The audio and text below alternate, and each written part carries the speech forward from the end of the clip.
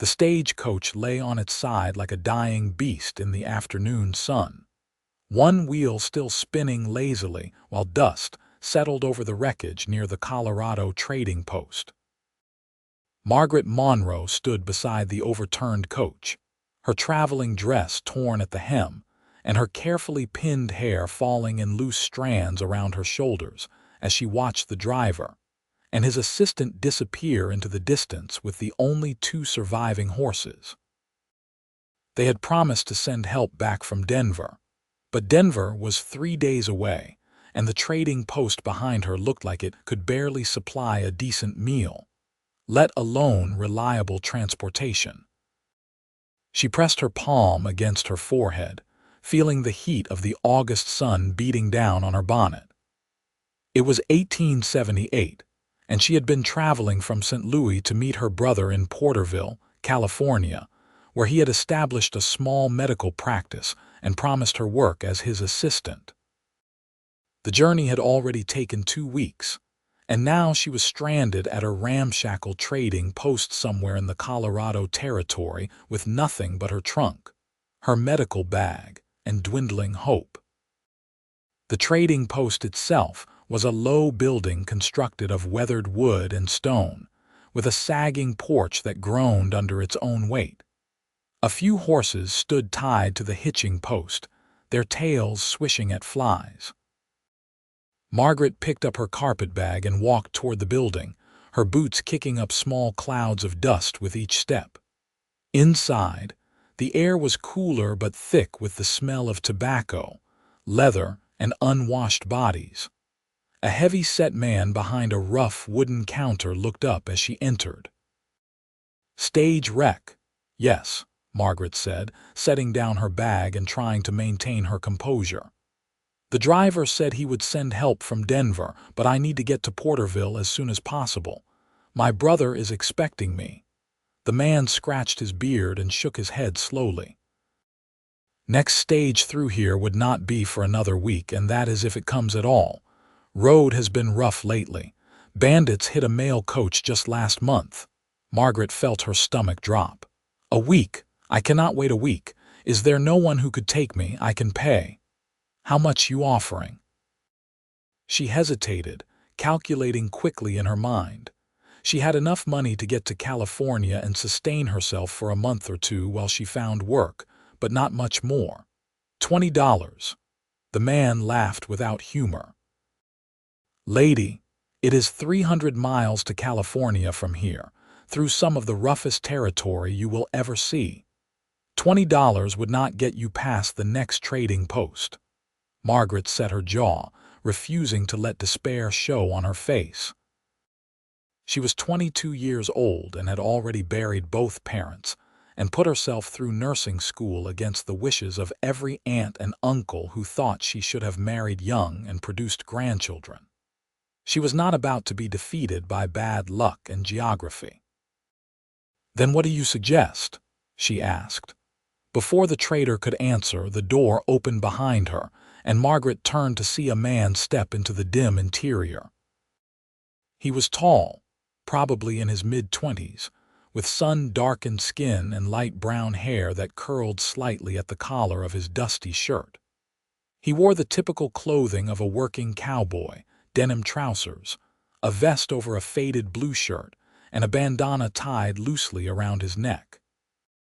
His boots were worn but well-maintained, and he carried himself with the easy confidence of someone who had spent most of his life outdoors.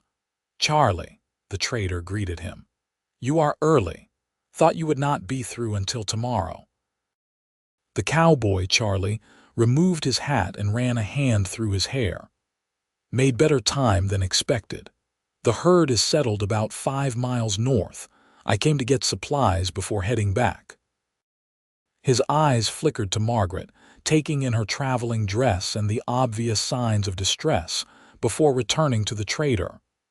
"What happened?" "Stage wreck," the trader explained. "Lady here needs to get to California." Charlie looked at Margaret again, and she found herself meeting his gaze directly. His eyes were a clear gray blue, like water over stones, and there was something steady and honest in them that made her trust him instinctively. "California is a long way," Charlie said slowly. "Where in California?" "Porterville," Margaret replied. "My brother has a medical practice there. He is expecting me by the end of the month." Charlie was silent for a moment, then he turned back to the trader. "Give me the usual supplies and add enough for 2 people for about 2 weeks." Margaret's heart jumped. "Are you saying you will take me?" He looked at her seriously. "I am heading west anyway, taking 300 head of cattle to new grazing land near the Sierra Nevada. It is not the most comfortable way to travel, but it would get you closer to where you need to be. From there, you could catch a stage or find other transport to Porterville." "I can pay you," Margaret said quickly. "I do not have much," but Charlie held up a hand. "Keep your money. You will need it when you get there. I am going that way regardless, and I could use someone who knows about medicine. We lost a man last month to infection from a simple cut. If you know anything about treating injuries, you would earn your passage." Margaret felt relief flood through her. "I am a trained nurse. I can handle most injuries and illnesses." "Then we have an agreement." Charlie extended his hand and Margaret shook it, feeling the calluses on his palm and the firm, honest grip. "My name is Charlie Mitchell. I will introduce you to the rest of the crew once we get back to the herd." "Margaret Monroe," she replied. "Thank you, Mr. Mitchell. You have saved me from a very difficult situation." "Charlie is fine," he said with a slight smile. "We do not stand much on formality out here." The trader packed supplies into 2 large bundles while Charlie paid with coins from a leather pouch at his belt. Margaret watched him move around the trading post with practiced efficiency, selecting items with care and asking questions about quality and price. He seemed competent and fair-minded, neither wasteful nor cheap. When everything was ready, Charlie loaded the supplies onto his horse, a sturdy bay gelding with intelligent eyes and a calm temperament. Margaret retrieved her trunk from beside the overturned stagecoach, and Charlie lifted it easily onto the back of the horse, securing it with practiced knots. "You will ride with me until we get back to the herd," Charlie explained. "One of the men can give up a horse for you to use, or we will figure something else out." Margaret had ridden horses before, but never for extended periods, and certainly never as the only means of transportation across hundreds of miles of wilderness. Still, she was determined not to be a burden. She accepted Charlie's help mounting behind the saddle, arranging her skirts as modestly as possible and gripping the saddle edge as he swung up in front of her. "Hold on," he said simply, and urged the horse forward. The ride to the herd took about an hour, following a narrow trail through scrubby grassland dotted with juniper and sage. Margaret was acutely aware of Charlie's presence in front of her, the solid warmth of his back, and the way he moved with the horse as though they were one entity. She tried to keep some distance between them, but the movement of the horse made it difficult, and eventually she gave up and simply held onto the saddle more firmly. "You said you are a nurse," Charlie said over his shoulder. "How did you end up traveling to California alone?" "My brother trained as a doctor in St. Louis," Margaret explained. "He went west 2 years ago and established a practice in Porterville. He wrote to me 6 months ago saying he needed help, that there were too many patients and not enough trained people to assist him. I finished my training in May and decided to join him." "That is brave," Charlie commented. "Most women would not travel alone that distance." "Most women are not given the opportunity," Margaret replied. "I am fortunate that my brother believes women can be just as capable as men in medicine." Charlie glanced back at her, and she saw approval in his expression. "I agree with him." They fell into a comfortable silence after that, and Margaret took the opportunity to study the landscape around them. The territory was vast and open, with mountains visible in the distance like blue shadows against the sky. The air smelled clean and dry, completely different from the humid, smoke-tinged air of St. Louis. Despite her exhaustion and the uncertainty of her situation, Margaret felt a strange sense of excitement stirring in her chest. This was adventure, real and raw and completely unlike anything she had experienced before. The cattle herd appeared gradually, first as a distant brown mass on the horizon, then resolving into individual animals grazing peacefully across a wide valley. Margaret counted at least 300 head, just as Charlie had said. Several men on horseback moved slowly around the edges of the herd, keeping the cattle together without rushing them. As Charlie and Margaret approached, one of the riders broke away and cantered over to meet them. He was older than Charlie, perhaps in his late 30s, with a weathered face and sharp eyes that immediately focused on Margaret with curiosity. "Charlie," the man said by way of greeting. "Who is this?" "Margaret Monroe," Charlie replied. "The stage wrecked near the trading post. She is heading to California, so she will be traveling with us. She is a trained nurse, so she can help if anyone gets injured." The older man's eyebrows rose. "A nurse? Well, that is more useful than another gun hand, I suppose. I am Sam Price, trail boss for this outfit." "Welcome to our humble operation, Miss Monroe." "Thank you, Mr. Price," Margaret said politely. Sam looked at Charlie. "Where is she going to ride? We cannot have her doubled up with you the whole way." Charlie had clearly been thinking about this problem. "I was hoping one of the men might be willing to give up a horse. I will make it worth their while when we get paid." Sam considered this, then nodded slowly. "Young Tom has been riding that paint mare, but she is too spirited for him anyway. He can take turns riding in the supply wagon with Cookie. The mare might suit Miss Monroe if she is a confident rider." "I can manage most horses," Margaret said, hoping it was true. She had ridden regularly as a girl, but the horses she had known were well-trained carriage horses and gentle mares, not working ranch animals. "We will find out soon enough," Sam said, not unkindly.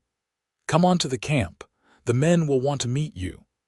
The camp was set up near a small creek that provided water for both cattle and humans.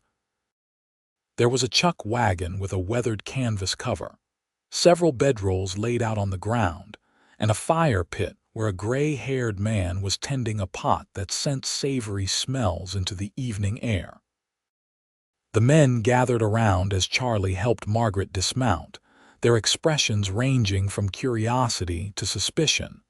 Sam made quick introductions. Besides himself and Charlie, there were 7 other men in the crew. There was Cookie, the cook, who was probably 60 years old with a face like tanned leather. Young Tom turned out to be a gangly teenager of about 16, still growing into his frame. There were 4 other cowboys, James, Billy, Robert, and Frank, all in their 20s or 30s, with the lean, hard look of men who worked outdoors for a living. The last man was Pedro, a Mexican vaquero with a quiet demeanor and watchful eyes. "Miss Monroe here is a nurse," Sam explained to the group. "She will be traveling with us to California in exchange for providing medical care if needed. I expect everyone to treat her with respect and give her space when she needs it." The men nodded, some more enthusiastically than others. Margaret could see the questions in their eyes but appreciated that they kept them to themselves for now. She was exhausted from the day's events and wanted nothing more than to sit down and rest. Charlie seemed to sense this. "Cookie, you have anything ready to eat?" "Miss Monroe has had a difficult day." Cookie ladled stew into a tin bowl and handed it to Margaret along with a spoon and a piece of hard bread. She thanked him and found a spot near the fire but not too close to any of the men. The stew was simple but flavorful, with chunks of beef and vegetables in a rich broth. She ate slowly, feeling the warmth of the food spread through her body and ease some of her tension. After dinner, Charlie brought her over to meet the paint mare that would be her mount. The horse was indeed spirited, dancing sideways and tossing her head when Margaret approached. But there was intelligence in the mare's dark eyes, and Margaret spoke softly to her, letting the horse smell her hand before attempting to stroke her neck. "She is beautiful," Margaret said truthfully. The mare had a striking coat pattern of white and brown patches, with a long black mane and tail. "She needs a firm hand but responds well to kindness," Charlie said. "Tom has been afraid of her, which made her worse. I think you will do better." "I hope so," Margaret replied. "I will need to ride in a split skirt or trousers. I cannot manage a full skirt on a horse like this." "Cookie might have something you can modify," Charlie suggested. "He carries spare clothes for the men." That night, Margaret slept in her clothes under a blanket near the supply wagon, apart from the men but close enough to feel safe. The ground was hard, and strange sounds filled the darkness: the lowing of cattle, the chirping of insects, the occasional coyote howl in the distance. She lay awake for a long time, thinking about the strange turn her journey had taken, and the cowboy who had offered her help without asking for anything in return. Charlie Mitchell was different from the men she had known in St. Louis. He was direct without being rude, capable without being boastful. She had noticed the way the other men deferred to him, not just to Sam but to Charlie as well. He had authority that came from competence and character rather than position. As she finally drifted towards sleep, Margaret found herself wondering what it would be like to know someone like Charlie better, to understand what had shaped him into the person he was. Then she pushed the thought away, reminding herself that this was just a temporary arrangement. Once she reached California, she would likely never see him again. Morning came too early, announced by Cookie banging a spoon against a pot and calling everyone to breakfast. Margaret sat up, her muscles stiff from sleeping on the ground, and tried to make herself presentable with limited resources. She had managed to fashion a makeshift skirt from a pair of Cookie's spare trousers, cutting and stitching by firelight the night before. The result was not fashionable, but it would allow her to ride properly. Charlie appeared as she was finishing a plate of beans and coffee. "Ready to try the mare?" he asked. Margaret nodded, setting down her plate and following him to where the horses were picketed. The paint mare watched their approach with alert eyes, and Margaret took her time, talking softly as she had the night before. This time, when she reached out to touch the horse, the mare allowed it, only shying slightly. "What is her name?" Margaret asked. "Tom called her Paint, but you can call her whatever you like," Charlie said. Margaret smiled slightly. "How about Rosie? She has a pink nose." "Rosie it is," Charlie agreed. He helped Margaret saddle the horse, explaining the process as he went and making sure she understood how to check that everything was secure. Then he gave her a leg up, and Margaret found herself in the saddle, looking down at the world from horseback. Rosie shifted beneath her, testing this new rider, but Margaret kept her seat and her hands steady on the reins. She had learned long ago that horses responded to confidence, even if that confidence was partly an act. She walked Rosie in a circle, then urged her into a trot, getting a feel for the mare's gait and temperament. Charlie watched with approval. "You ride well." "I am out of practice," Margaret admitted, "but it is coming back to me." "She is a good horse, just needs someone who will not be afraid of her." "That is what I thought," Charlie said. He mounted his own horse, and together they rode out to where the herd was beginning to move. Sam had already given the order to start, and the cattle were flowing across the grassland like a slow brown river. The work of moving cattle was entirely new to Margaret.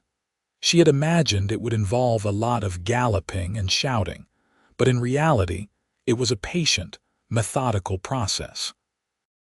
The cowboys moved along the edges of the herd, gently guiding stragglers back toward the group and keeping the whole mass moving in the right direction.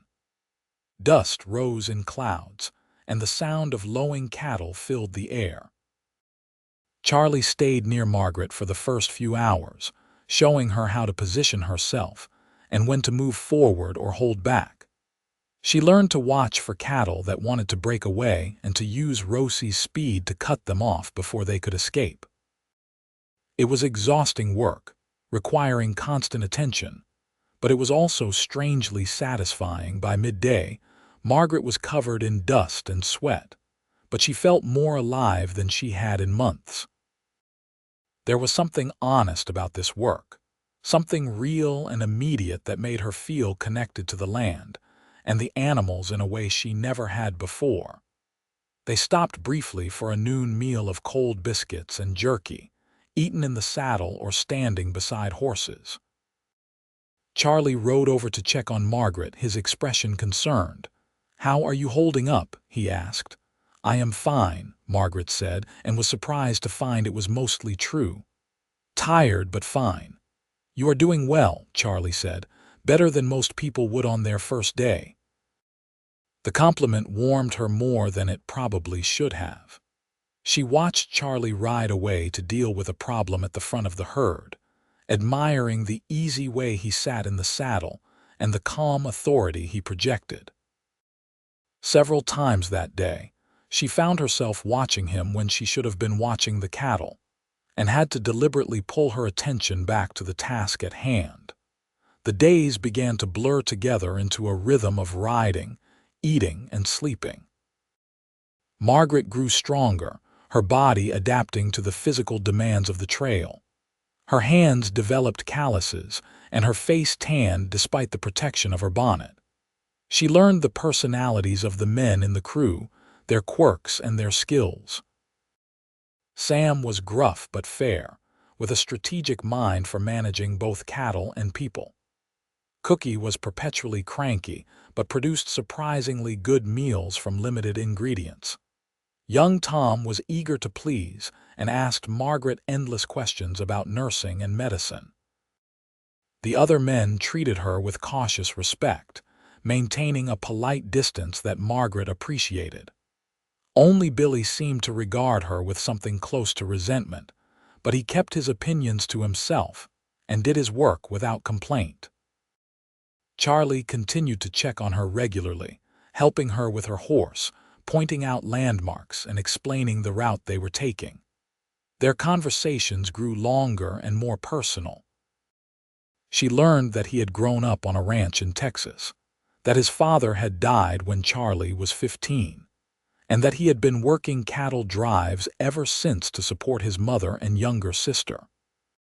His sister had recently married a blacksmith in Austin, and his mother lived with them in comfort now, which meant Charlie was free to take longer jobs like this one. "What about you?" Margaret asked one evening as they sat by the fire after dinner. Most of the other men had already turned in, leaving just the two of them and Cookie, who was cleaning up from the meal. "Do you plan to work cattle drives forever?" Charlie poked at the fire with a stick, watching sparks spiral up into the darkening sky. "I have been saving money," he said. "I want to buy land someday, start my own ranch. Nothing huge, just enough to run a small herd and maybe raise horses. Good horses bring good money if you know what you are doing." "That sounds like a fine dream," Margaret said. She found herself trying to picture it, Charlie on his own land, building something permanent. "Where would you want this ranch?" "I have been thinking California," Charlie admitted. "I have been through there a few times and the land is good. Better water than Texas and the weather is milder. A man could make something of himself there." Margaret felt her heart beat a little faster. California, where she was going, where her brother was waiting with work and a new life. She told herself it was foolish to read anything into this coincidence, but she could not help wondering what it might mean. "What about you?" Charlie asked, turning to look at her. The firelight played across his face, highlighting the strong line of his jaw and the thoughtful expression in his eyes. "Will you stay in California, or is this just a temporary situation?" "I plan to stay," Margaret said. "There is nothing for me back in St. Louis except memories. My brother is my only close family now, and he is building a good practice in Porterville. There is need for medical care in the new towns, and I want to be part of providing that." Charlie nodded slowly. "You are brave," he said quietly. "A lot of people talk about starting new lives, but few actually do it." "I did not have much choice," Margaret replied honestly. "After my parents died, my aunts and uncles wanted me to live with one of them, be a companion, and help with their children. It was not the life I wanted." "So you chose your own path instead," Charlie said. There was admiration in his voice that made Margaret's cheeks warm. "I suppose I did," she agreed. They sat in comfortable silence for a while, watching the fire burn down. Margaret was intensely aware of Charlie's presence beside her, the way his shoulder was just inches from hers, the sound of his breathing. She wondered what it would be like to close that distance, to lean against him and feel his arm around her shoulders. The thought shocked her with its intensity, and she stood up abruptly. "I should get some rest," she said, her voice not quite steady. Charlie stood as well, his expression unreadable in the dim light. "Sleep well, Margaret." The way he said her name, soft and warm, made something flutter in her chest. She walked to her bedroll without looking back, afraid of what he might see in her face. 2 weeks into the journey, they reached rougher country, with rocky terrain and steep hills that made driving the cattle more difficult. The weather turned as well, with afternoon thunderstorms that sent rain sheeting down and turned the ground to mud. They lost 3 cattle to a flash flood, and Billy's horse threw a shoe that took Pedro 2 hours to replace. It was during one of these storms that disaster struck. James's horse slipped on wet rocks and went down hard, rolling over his leg. Margaret heard his scream even over the sound of rain and thunder, and she urged Rosie forward, reaching him just as Charlie and Sam arrived. James's face was white with pain, and his leg was bent at an unnatural angle below the knee. Margaret dismounted and dropped to her knees beside him, her medical training taking over. "Do not move," she instructed firmly. "I need to see how bad it is." She cut away his trouser leg carefully, revealing a break that was serious but, thankfully, not compound. The bone had not broken through the skin, which meant the risk of infection was lower. But setting a broken leg in these conditions, in the middle of a rainstorm with limited supplies, was going to be challenging. "Charlie, I need straight pieces of wood for splints," she said, her voice calm and authoritative, "and strips of cloth for binding. Sam, I will need you to help hold him still." The men moved quickly to obey. Margaret worked with steady hands, feeling for the break and determining the best way to set it. James was semi-conscious with pain, which was both a blessing and a curse. It would be easier to manipulate the bone, but she needed him awake enough to tell her if she was causing additional damage. "This is going to hurt," she warned him, then looked at Charlie, who had returned with the supplies. "When I tell you, I need you to pull his leg straight while I guide the bone into place." Charlie nodded, his face serious. He took position at James's foot while Margaret positioned herself at the break point. Sam held James's shoulders. "Now," Margaret said. Charlie pulled steadily, and Margaret felt the bone shift beneath her fingers. James screamed and then went limp, passing out from the pain. Margaret worked quickly, ensuring the bone was properly aligned before nodding to Charlie. "Hold it there while I splint." She worked efficiently, binding the straight pieces of wood along James's leg and wrapping them tightly, but not so tight as to cut off circulation. By the time she finished, the rain was beginning to ease and James was stirring back to consciousness. "You will need to stay off that leg for at least 6 weeks," Margaret told him when his eyes focused on her. Maybe longer. The bone needs time to heal properly. 6 weeks, James said weakly. But the drive.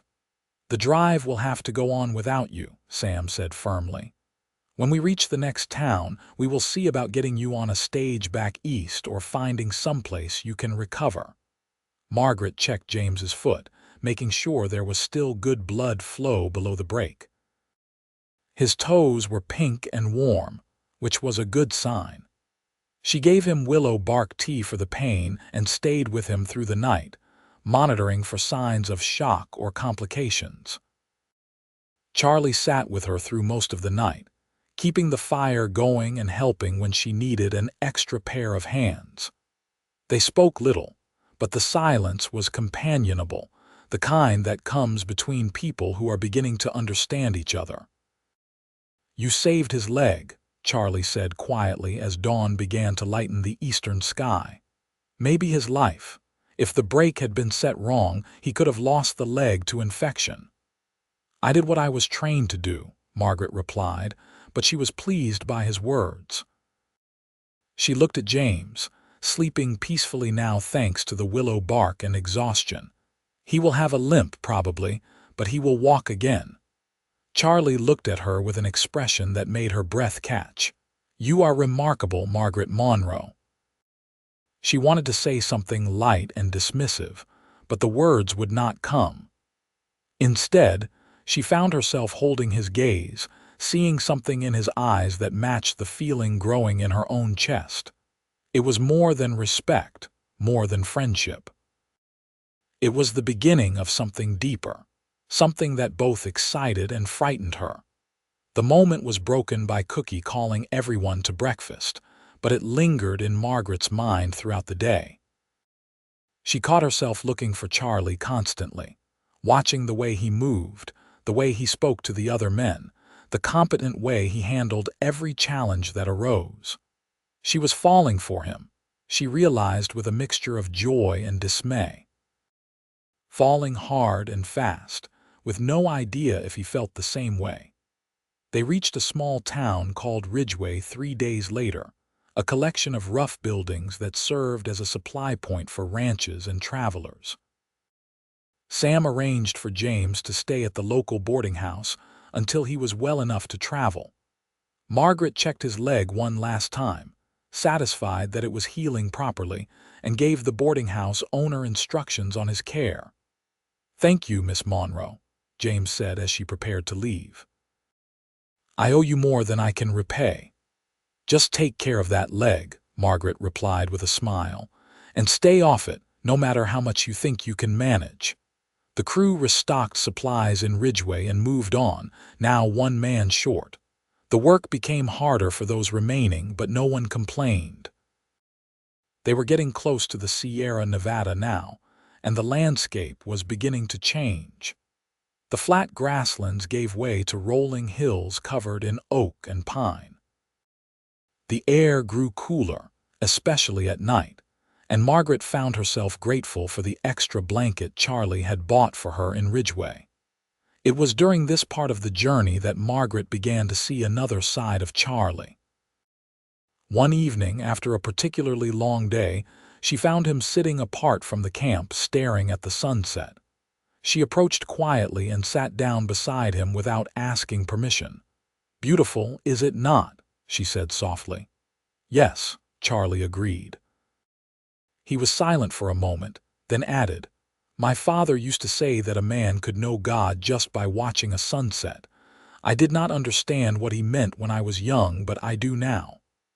"Tell me about your father," Margaret said. Charlie spoke slowly, pulling up memories. "He was a good man. Fair, honest, hardworking. He taught me everything I know about cattle and horses. He died trying to save a neighbor's stock during a prairie fire. Ran into a burning barn to free trapped horses and the roof came down on him." "I am sorry," Margaret said, meaning it deeply. "It has been 10 years," Charlie said. "But I still miss him. I try to live the way he would have wanted, to be the kind of man he was." Margaret found herself reaching out to take Charlie's hand, a gesture of comfort that felt natural and right. Charlie looked down at their joined hands, then at her face, and she saw something shift in his expression. "Margaret," he began, then stopped, as if unsure how to continue. "Yes," she prompted gently. "I have been thinking," Charlie said carefully, "about what happens when we get to California. When you go to your brother in Porterville."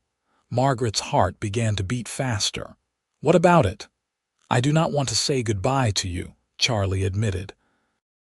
"These past weeks, getting to know you, watching you work, talking with you in the evenings, it has meant more to me than I know how to express."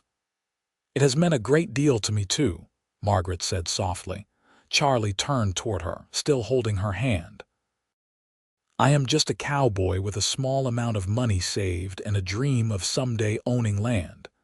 I have nothing to offer you right now except hard work and uncertain prospects." "Charlie, what are you saying?" Margaret asked, though she thought she knew and her heart was singing with hope. "I am saying that I have fallen in love with you, Margaret Monroe," Charlie said simply.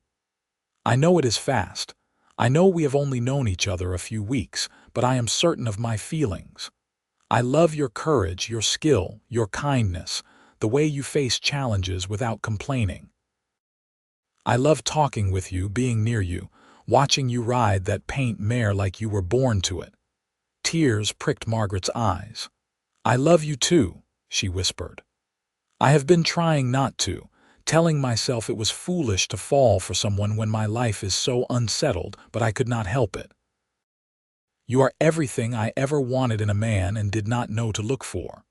Charlie smiled, a real smile that transformed his face, and leaned forward to kiss her. It was gentle at first, tentative, then deeper as Margaret responded. When they finally pulled apart, both were breathless. "I do not have a ring," Charlie said, "and I know I should probably ask your brother for permission since he is your only family, but Margaret, will you marry me? Will you let me spend the rest of my life trying to make you happy?" "Yes," Margaret said without hesitation. "Yes, I will marry you." They sat together as darkness fell, making plans and talking about the future. Charlie explained that he had enough money saved to buy a modest piece of land and start small. Margaret said she could continue her nursing work while they built the ranch, providing both income and service to the community. They talked about children, both agreeing they wanted them eventually, and about the kind of life they wanted to build together. When they finally returned to camp, hand in hand, Sam took one look at their faces and smiled knowingly. "About time," he said gruffly. "I was beginning to think Charlie had no sense at all." The other men offered congratulations with varying degrees of enthusiasm. Young Tom was particularly excited, while Billy simply nodded and walked away. Cookie shook Charlie's hand and told Margaret she could do worse. "But you could also do better, so keep him in line," Cookie added with a rare smile. The next 2 weeks passed in a haze of happiness for Margaret. The work was still hard, the conditions still rough, but everything seemed brighter now that she and Charlie had declared their feelings. They stole moments together whenever they could, talking, kissing, and planning their future. Charlie told her about the piece of land he wanted to buy, near a town called Springville in the foothills of the Sierra Nevada, not far from Porterville. Margaret described her brother Martin and warned Charlie that he would be protective but fair. "I am not worried," Charlie said confidently. "I will prove to him that I am worthy of you." "You are already worthy of me," Margaret replied, touching his cheek gently. "You are the best man I have ever known." They reached the end of the cattle drive in late September, at a ranch near the town of Fresno where the buyer was waiting to take possession of the herd. Sam paid out wages to the crew, and the men prepared to go their separate ways. Young Tom was heading back to Colorado, while Billy and Frank had already signed on to another drive heading north. Pedro and Robert were planning to try their luck in the gold fields. Sam pulled Charlie aside for a private conversation. Margaret watched from a distance, seeing Sam's serious expression and Charlie's nods. When they shook hands, both men looked satisfied. "What was that about?" Margaret asked when Charlie returned to her. "Sam offered me a permanent job as his second-in-command for future drives," Charlie explained. "Good money and steady work. But I told him I have other plans. I am going to buy that land and start my ranch." "Are you certain?" Margaret asked. "That sounds like a good opportunity." "I am certain," Charlie said firmly. "I have worked for other people long enough. It is time to build something of my own, something for us." They said goodbye to the crew the next morning. Cookie surprised Margaret by giving her a small bundle of herbs and spices. "For when you are keeping house," he said gruffly. "A woman should know how to make decent food." Sam shook both their hands. "Take care of each other," he said simply. "And Charlie, if that ranch does not work out, you know where to find me."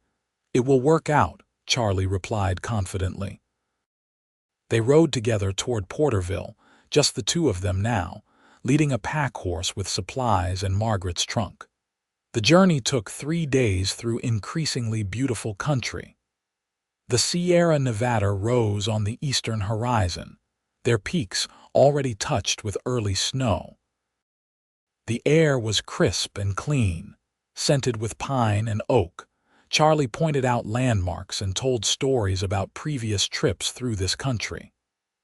Margaret rode Rosie with increasing confidence, no longer thinking about every movement but simply riding. She had changed so much in the past 6 weeks, become so different from the woman who had stood beside that overturned stagecoach in Colorado. She was stronger now, more capable, more sure of herself and what she wanted. They reached Porterville on a bright October afternoon. The town was small but growing, with new buildings going up along the main street. Charlie guided them to the address Margaret had given him, a tidy house near the edge of town with a sign in front that read, "Martin Monroe, M.D." Margaret dismounted and stood for a moment, looking at the house where her brother lived and worked. She felt suddenly nervous. What would Martin think of Charlie? What would he think of her decision to marry a man she had known for only 6 weeks? "You want me to come in with you?" Charlie asked, seeming to sense her hesitation. "Please," Margaret said, reaching for his hand. They walked together to the front door and Margaret knocked. A moment later, the door opened to reveal a man in his late 20s with light brown hair and the same gray eyes as Margaret. Martin Monroe stood in the doorway, his expression transforming from surprise to joy. "Margaret," he exclaimed, pulling her into a tight hug. "Thank God you are here. I got word about the stage wreck and have been worried sick. I was about to organize a search party." "I am fine, Martin," Margaret said, returning the hug. "I am sorry I could not get word to you sooner. The stage did wreck, but I found other transportation." She stepped back and gestured to Charlie. "This is Charlie Mitchell. He brought me safely here from Colorado." Martin looked Charlie up and down with the critical eye of a protective older brother. "I owe you a debt of gratitude, Mr. Mitchell." "Charlie, please," Charlie said, extending his hand. "And you owe me nothing. It was my pleasure to help your sister." Martin shook his hand, still assessing. "Come inside, both of you. You must be exhausted. I will have my housekeeper prepare rooms." "Actually, Martin," Margaret said quickly, "there is something I need to tell you. Charlie and we have become engaged. We want to marry." Martin's eyebrows shot up. "Engaged, but you have only just met." "We have spent the last 6 weeks traveling together," Margaret explained. "I know it seems fast, but I am certain of my feelings. I love him, Martin, and he loves me." Martin looked between them, clearly struggling with his protective instincts and his trust in his sister's judgment. Finally, he sighed and gestured them inside. "Come in. We need to talk about this properly." They sat in Martin's comfortable parlor while his housekeeper, a kind-faced woman named Mrs. Henderson, brought coffee and cake. Martin listened as Margaret and Charlie explained how they met, the journey across Colorado and into California, and the gradual development of their relationship. Charlie was honest about his financial situation and his plans to buy land and start a ranch. "I love your sister, Dr. Monroe," Charlie said directly. "I want to spend my life with her, take care of her, build a future together. I know I am not a wealthy man, but I am hardworking and honest. I will do everything in my power to make her happy." Martin studied Charlie for a long moment, then turned to Margaret. "Are you truly certain about this? You have a position here with me. You could build a career, have independence." "I can still have a career," Margaret replied. "I will continue my nursing work while Charlie builds the ranch." "Martin, I have never been more certain of anything. Charlie is a good man, an honorable man. I want to marry him." Martin was quiet, then he smiled reluctantly. "You were always stubborn, even as a child. When you set your mind to something, there was no changing it." He looked at Charlie again. "If you hurt her, I will hunt you down, Mr. Mitchell." "I would expect nothing less," Charlie replied seriously.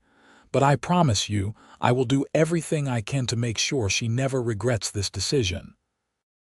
"Then you have my blessing," Martin said, standing to shake Charlie's hand again, this time with genuine warmth.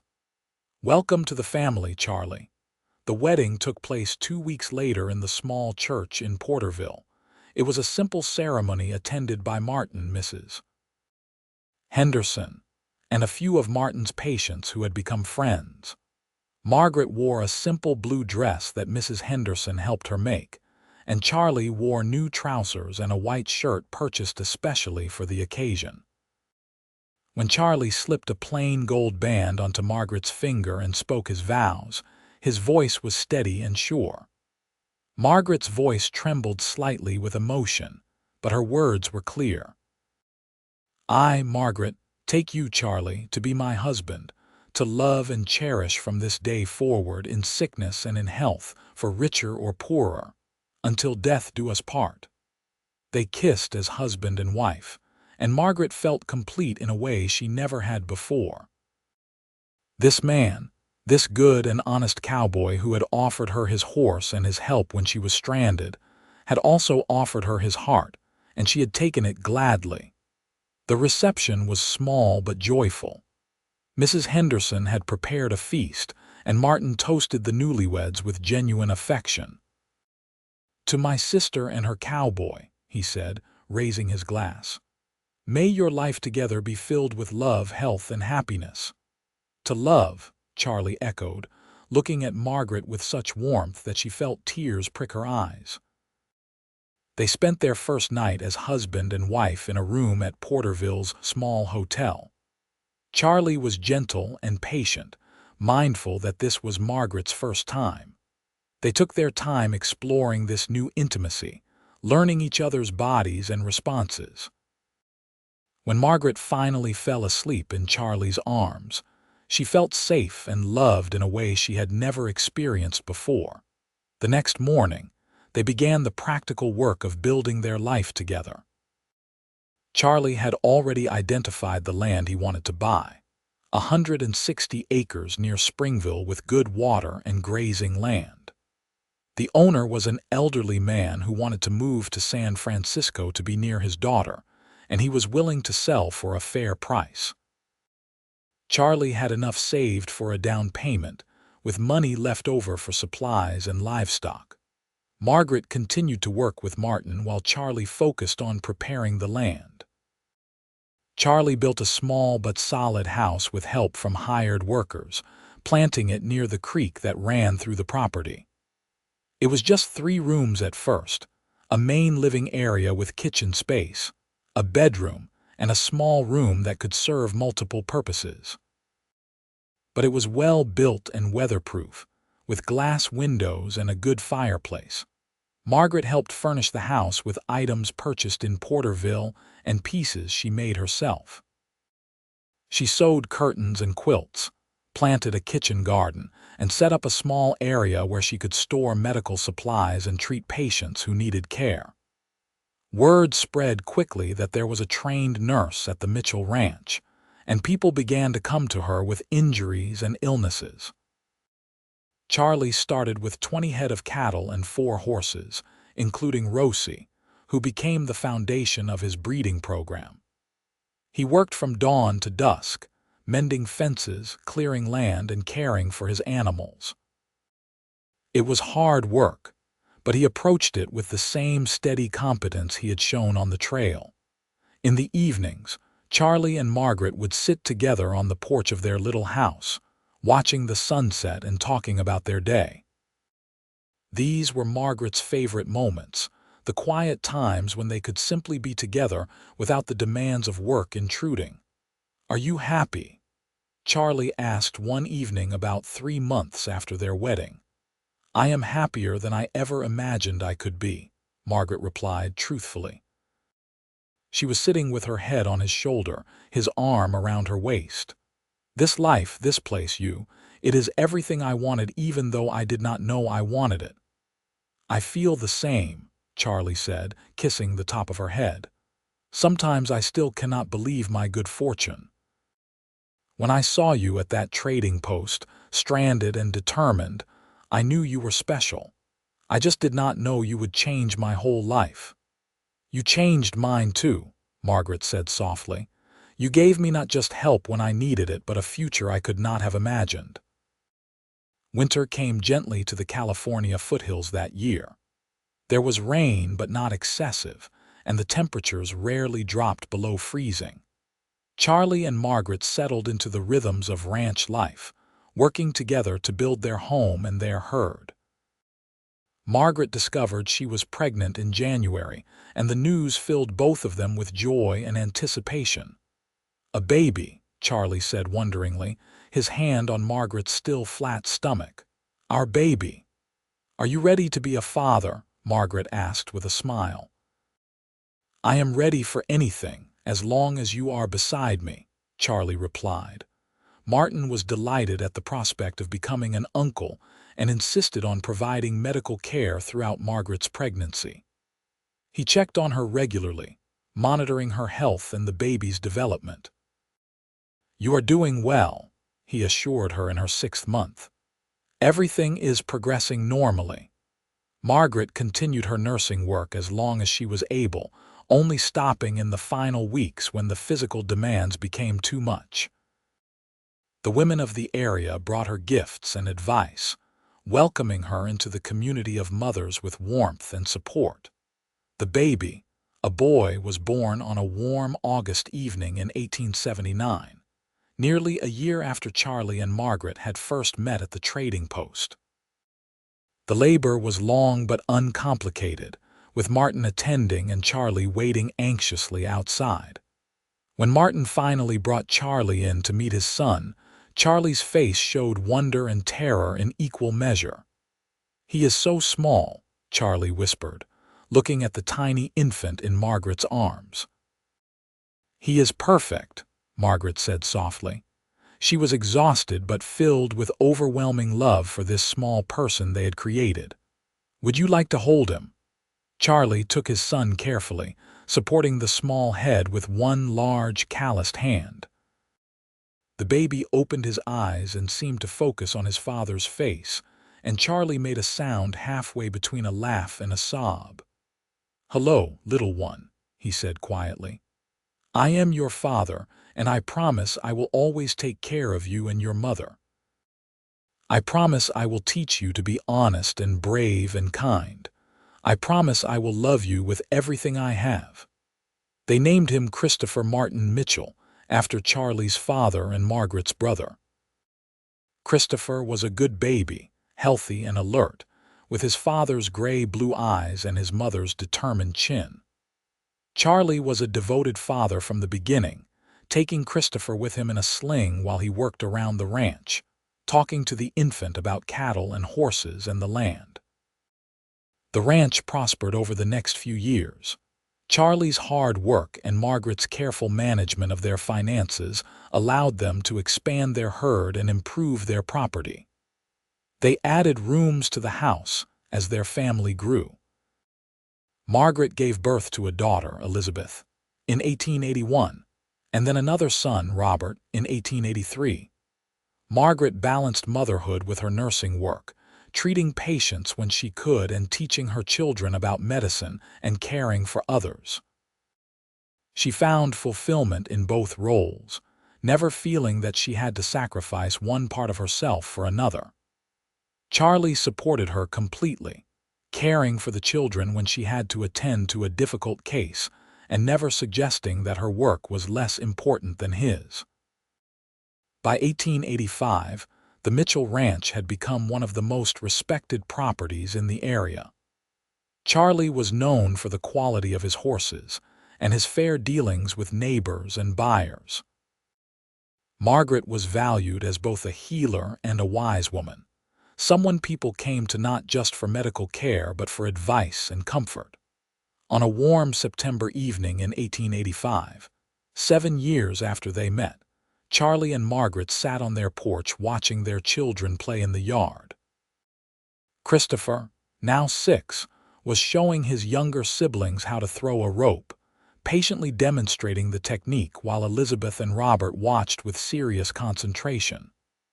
"You remember the day we met?"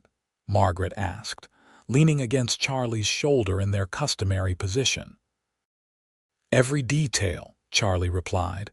"You were standing by that overturned stage, looking lost and determined all at once. I knew immediately you were someone special." "I thought you were kind," Margaret said, "and capable. I had no idea you would become my whole world." Charlie turned to look at her, his expression tender. "You gave me everything I ever wanted, Margaret. A home, a family, someone to share my life with. I offered you my horse and my help that day, but you gave me so much more. You gave me your heart, your trust, your love. You made me a better man." "You were already a good man," Margaret said softly. "I just gave you a reason to build the life you always wanted." They kissed, a sweet, familiar kiss of long married love, then turned their attention back to their children. Christopher was laughing as Robert's throw went wild, and Elizabeth was trying to give her youngest brother advice. Margaret felt a swell of contentment so profound it brought tears to her eyes. "Happy?" Charlie asked, noticing her tears. "So happy," Margaret confirmed. "Happier than I ever imagined possible on that day at the trading post." The years continued to pass in their gentle rhythm. The children grew, the ranch prospered, and Charlie and Margaret's love only deepened with time. They faced challenges together, droughts and illnesses, difficult births and hard winters. But they faced them as partners, each supporting the other through whatever came. Martin visited regularly, delighting in his nieces and nephews. He never married himself, dedicating his life to his medical practice, but he found joy in being part of Charlie and Margaret's growing family. Mrs. Henderson eventually retired and came to live with Martin, keeping his house and providing companionship in his bachelor household. Christopher grew into a serious boy who loved the ranch and wanted nothing more than to work alongside his father. Elizabeth showed Margaret's aptitude for healing and declared at age 8 that she wanted to be a doctor like her uncle. Robert was the dreamer of the family, always making up stories and drawing pictures of the things he imagined. "We made good children," Charlie observed one night after putting them all to bed. "We did," Margaret agreed. "They have your steadiness and my stubbornness." "A formidable combination," Charlie said with a smile. In the spring of 1888, Margaret discovered she was pregnant again. This 4th pregnancy was harder than the previous ones, and Martin watched her closely, concerned about complications. Margaret was 32 now, not old but not young either by the standards of the time. But she was healthy and strong, and the pregnancy progressed well despite some discomfort. The baby, Another daughter they named Sarah was born in November of 1888. She came quickly, as though impatient to join her family, and from the first moment she showed a personality entirely her own. She was fierce and loud, demanding attention and giving affection in equal measure.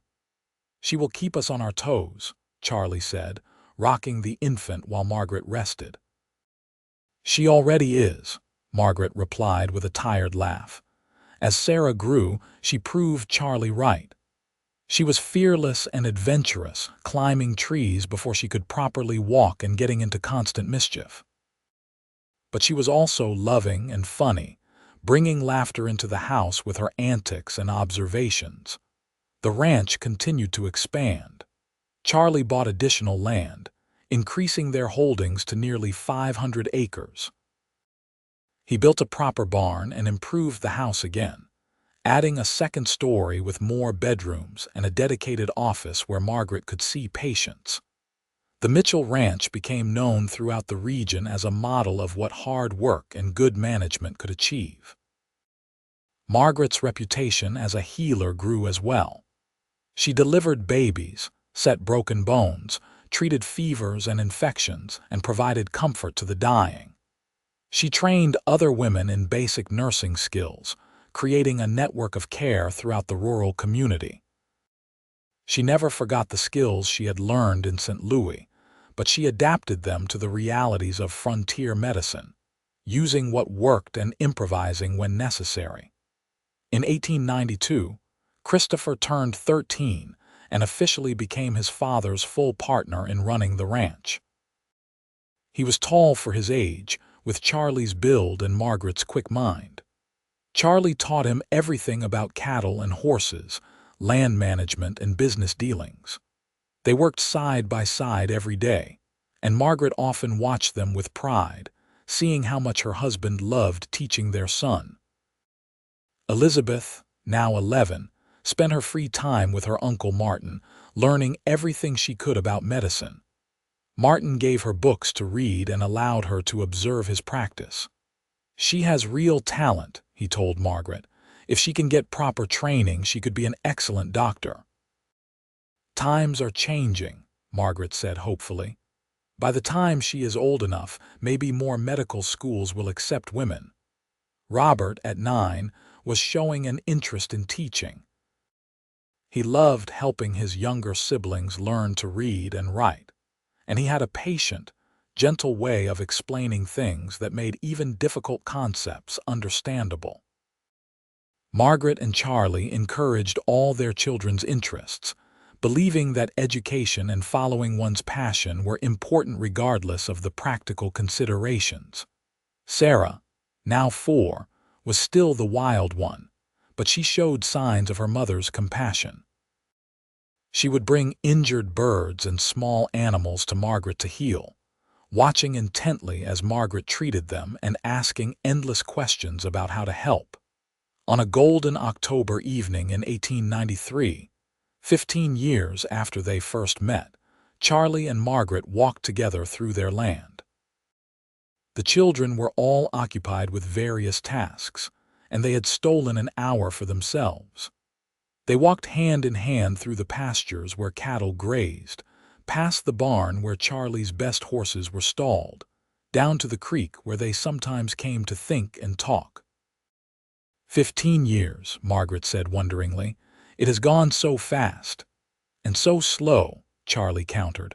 "I feel like I have loved you forever." They sat beside the creek, watching water flow over smooth stones. Margaret leaned against Charlie and he wrapped his arm around her, holding her close. "Do you have any regrets?" Charlie asked. "About leaving nursing school and the plans you had?" "None," Margaret said firmly. "Charlie, what I have with you, what we have built together, it is beyond anything I could have planned or imagined. I am still a nurse, still helping people, but I am also a wife and mother. I am also a rancher, a teacher, a member of a community. I am more than I ever could have been if I had followed my original plan." "I feel the same," Charlie said. "When I was younger, I thought success meant having a big ranch, lots of cattle, being known as an important man. But now I know that success is coming home every night to you and the children. Success is watching Christopher become the kind of man I hoped he would be. Success is seeing Elizabeth dream big dreams and knowing she can achieve them. Success is this, right here, right now. They sat in companionable silence for a while, then Charlie spoke again.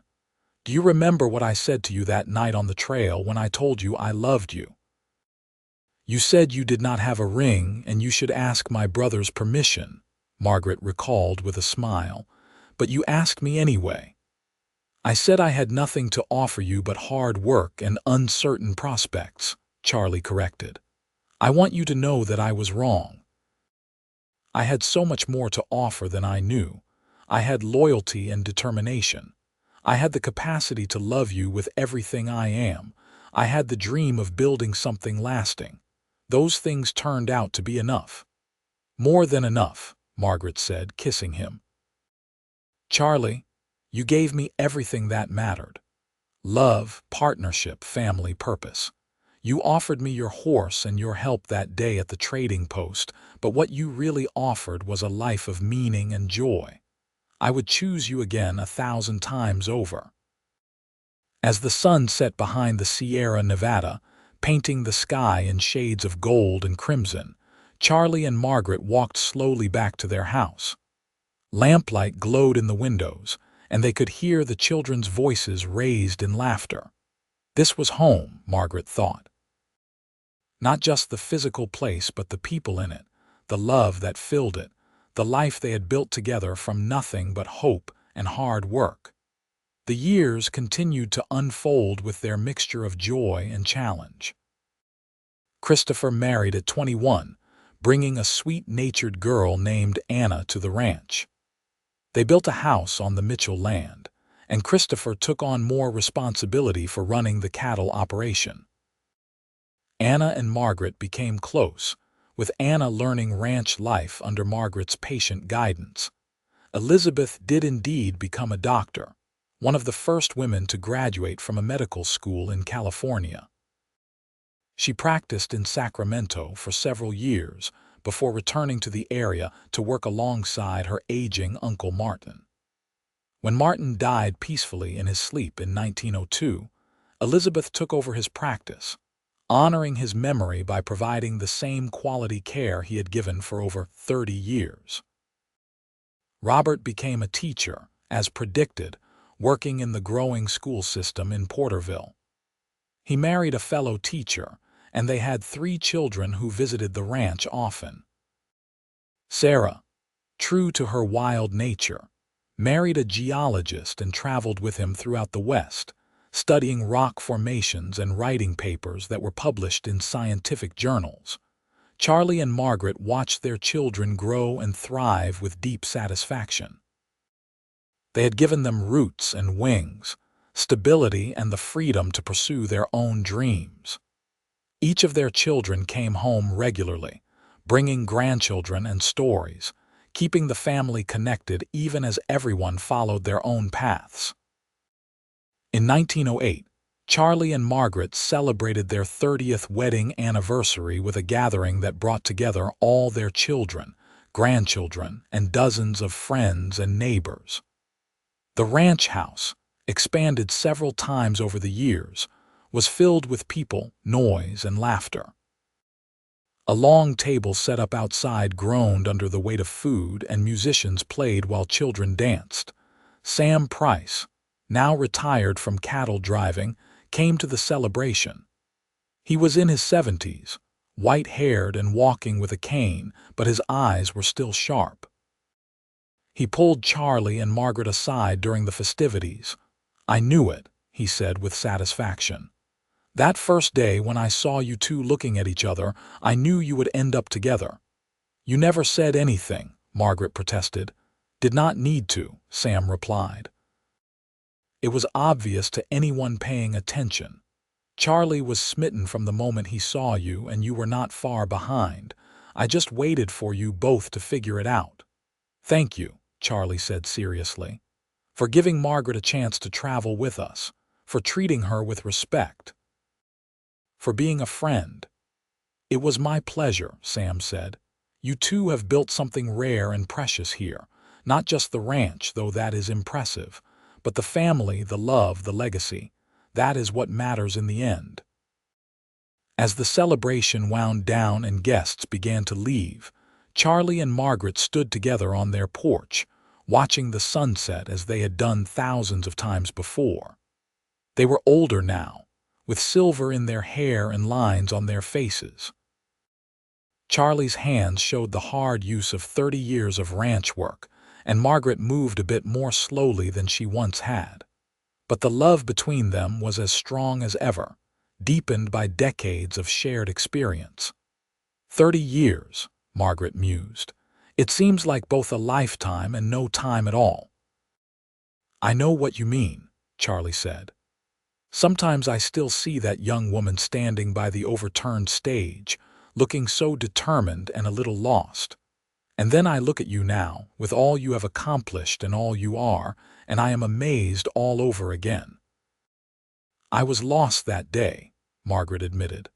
I thought I knew where I was going, but I was really just running away from everything I had lost. You did not just help me get to California, Charlie. You helped me find myself, find what I really wanted. We helped each other, Charlie said. I had dreams but no real direction until I met you. You gave me purpose beyond just making money or building a ranch. You taught me what it meant to build a life, not just a business. They stood quietly, holding hands as darkness fell and stars appeared overhead. The sounds of the ranch were familiar and comforting. Cattle lowing softly, horses moving in the barn, the wind in the trees. These sounds had been the background of their lives for 3 decades. You think we will have another 30 years? Margaret asked softly. I hope so, Charlie replied. But even if we do not, I am grateful for every moment we have had. You are my heart, Margaret. You always have been, from that day at the trading post when I offered you a ride and ended up offering you everything. And I accepted everything, Margaret said. Your horse, your help, your heart. Best decision I ever made. They went inside together, closing the door on the night and the past, ready for whatever the future might bring as long as they faced it together. Charlie and Margaret lived many more good years together. The ranch continued to prosper under Christopher's management, with Charlie slowly stepping back and taking on an advisory role. Margaret continued her healing work, but at a slower pace, training younger women to take over as she aged. They were blessed with good health and many grandchildren who filled their house with noise and joy. In the spring of 1918, Charlie fell ill with pneumonia. He was 72 years old and had been in excellent health until that point, but the illness hit him hard. Margaret nursed him through it with all her skill, and Elizabeth came from Sacramento to help. For a few days it was touch and go, but Charlie's strong constitution pulled him through. When he was recovering, lying in their bed with Margaret sitting beside him, he took her hand and smiled weakly. I am not ready to leave you yet, he said. Good, Margaret replied firmly, because I am not ready to let you go. Charlie recovered fully, and they had 6 more good years together. They took pleasure in simple things, watching grandchildren play, tending Margaret's garden, riding out together across the land they loved. They talked often about their life, remembering and appreciating all they had shared. Charlie died peacefully in his sleep in January of 1924, at the age of 78. He simply did not wake up one morning, passing from sleep to death so gently that Margaret, lying beside him, did not realize he was gone until she reached for him and found his hand cold. The grief was profound but not bitter. Margaret mourned the loss of her companion, lover, and best friend, but she did not regret a single moment of their 46 years together. At the funeral, attended by hundreds of people whose lives Charlie had touched, Margaret stood straight and dry-eyed, supported by her children. He gave me everything, she said to Elizabeth that night. A life beyond my dreams, children I adore, purpose and meaning. I was blessed beyond measure. Margaret lived another 8 years after Charlie's death. She spent her time with family, writing down memories and stories for her grandchildren, and continuing her garden. She never remarried, saying that she had had the great love of her life and needed no other. On a warm August evening in 1932, Margaret sat on the porch of the ranch house, now run by Christopher and Anna. Her great-grandchildren were playing in the yard, and she watched them with pleasure. She was 86 years old, and she felt ready. That night, Margaret dreamed of the trading post in Colorado, of standing beside that overturned stagecoach and wondering what would become of her. She dreamed of a young cowboy riding up, offering help with steady gray-blue eyes. She dreamed of falling in love on the trail, of building a life together, of all the years of joy and challenge and growth. When she died that night in her sleep, a smile on her face, those who found her said she looked peaceful and content. She was buried beside Charlie on a hill overlooking the ranch, under an oak tree they had planted together 50 years before. At the graveside, Christopher stood with his siblings, all of them now gray-haired themselves, and spoke about their parents. "They showed us what love looks like," he said. "Real love, the kind that lasts through hard times and good times, the kind that builds something lasting. My father offered my mother his horse and his heart at a trading post in Colorado, and she accepted both. From that simple beginning, they created all of this." He gestured at the assembled family, at the land stretching out around them. "We are their legacy, but more than that, we are the proof that love, real enduring love, can transform everything." The family dispersed after the funeral, but the ranch remained in Mitchell hands for generations. Christopher's son, and then his grandson ran it, maintaining the traditions and values that Charlie and Margaret had established. The story of how they met was passed down through the family, told to each new generation as a reminder of where they came from. In Porterville, a small plaque was placed at the medical clinic that Elizabeth had run for 40 years before her own retirement. It read, "In memory of Margaret Monroe Mitchell, RN, who brought healing and hope to this community for over 50 years, and who showed us that service and love can transform the world."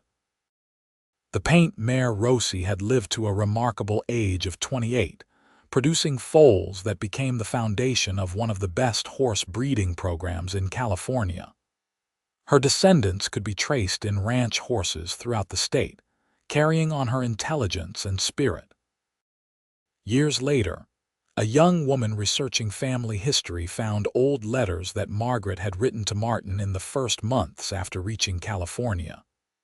In them, Margaret described meeting Charlie, falling in love, and choosing to build a life with him. One passage stood out. "Brother, I know you worry that I acted hastily in marrying Charlie so soon after we met, but I want you to understand something. When the stagecoach wrecked and I stood stranded at that trading post, I was lost in more ways than one.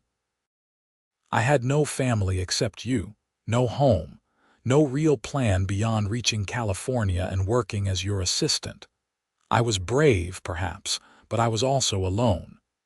Then Charlie offered to help me, not because he expected anything in return, but simply because it was the right thing to do. Over the weeks of traveling together, I saw who he really was, a man of integrity, kindness, and strength.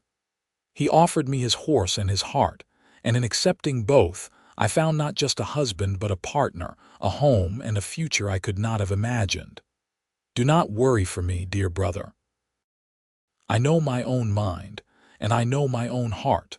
This is right, more right than anything has ever been in my life. I am exactly where I am meant to be, with exactly the person I am meant to be with."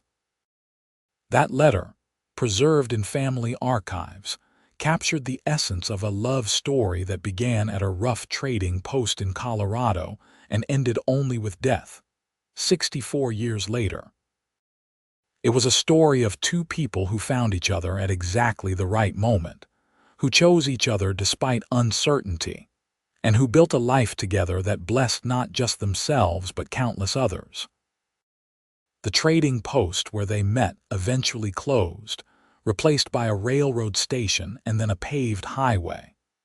But somewhere in the family records, there was a faded photograph of Charlie and Margaret taken on their 50th wedding anniversary.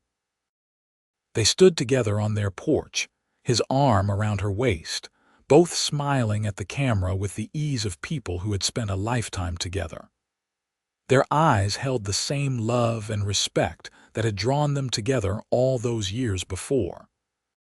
That photograph became a treasured family heirloom, passed down through generations as a reminder that true love exists, that it can start in the most unlikely circumstances, and that when nurtured and honored, it can create a legacy that extends far beyond a single lifetime.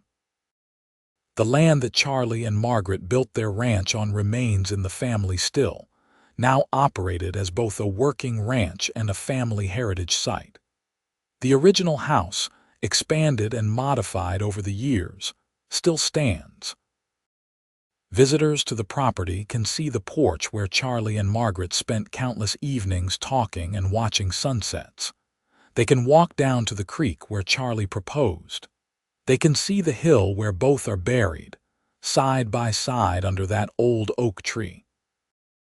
And sometimes, according to family legend, on warm summer evenings when the sun is setting and the air is still, you can feel the presence of two people who loved each other completely, who offered each other everything they had, and who created something beautiful that endures long after they are gone. The story of Charlie and Margaret Mitchell became more than just family history. It became a reminder that love, real enduring love, starts with a choice. Charlie chose to help a stranded woman when he could have ridden past. Margaret chose to trust a stranger and accept his offer. They both chose, day after day for 46 years, to love each other through whatever came.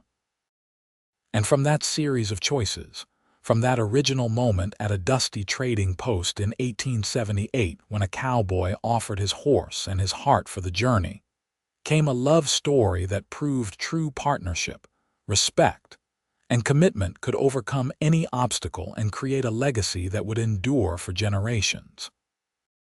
Their great-great-grandchildren still gather at the ranch for reunions, still tell the story of how their ancestors met, and still look at that photograph of two elderly people smiling at the camera with a lifetime of love evident in their eyes.